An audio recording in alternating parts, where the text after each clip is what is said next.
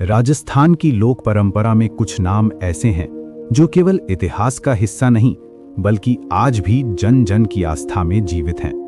बाबा रामदेव जी, जिन्हें रामदेव पीर, रामसा पीर और रामशाह पीर भी कहा जाता है, ऐसे ही एक लोक देवता हैं जिन्हें हिंदू और मुस्लिम दोनों समान श्रद्धा से मानते हैं। बाबा रामदेव जी का जन्म स्थान ऊंडू कश्मीर, जिला बाड़मेर, राजस्थान माना जाता है। वे तोमर यानी तबर वंश से संबंधित थे। उनके पिता का नाम अजमल जी तोमर और माता का नाम मैनादे बताया जाता है। इतिहास उन्हें किसी राजसत्ता से जोड़कर नहीं देखता, बल्कि लोक परंपरा उन्हें संत जीवन और जन सेवा के मार्ग से पहचानती है। बाबा रामदेव जी का विवाह नेताल दे से हुआ था, लेकिन विवाह के बाद भी उनका झुकाव भोग विलास की ओर नहीं बल्कि साधना, संयम और सेवा की ओर रहा। यही कारण है कि वे लोक जीवन के बीच रहते हुए भी संत स्वरूप में पहचाने गए। स्थानीय परंपराओं के अनुसार बाबा रामदेव जी के गुरु बाबा बालीनाथ माने जाते हैं। बाबा बालीनाथ जी की समाधि मसूरिया पहाड़ी, जोधपुर में स्थित बताई जाती है।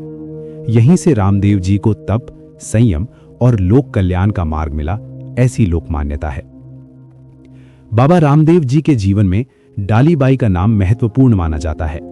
डालीबाई मेघवाल समाज से थीं और उन्हें बाबा रामदेव जी की धर्म बहन माना जाता है, सगी बहन नहीं।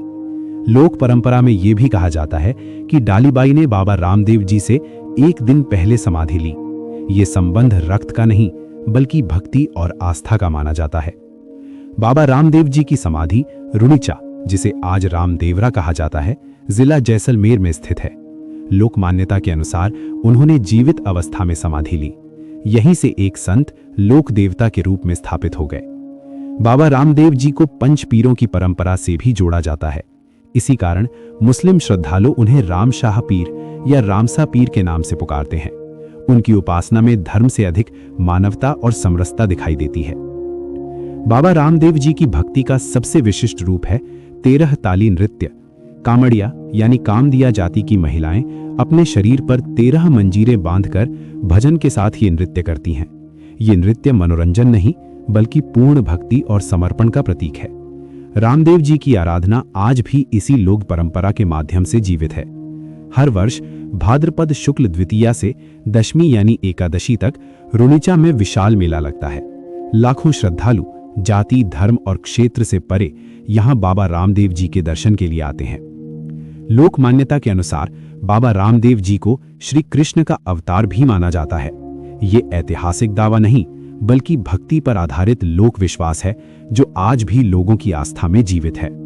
बाबा रामदेव जी ने न कोई राज्य बनाया, न कोई ग्रंथ लिखा, फिर भी सदियों बाद उनका नाम जीवित है। शायद इसलिए क्योंकि कुछ लोग इतिहास में नहीं, लोगों की आस्था में बस जाते हैं। यही है लोक देवता बाबा रामदेव जी।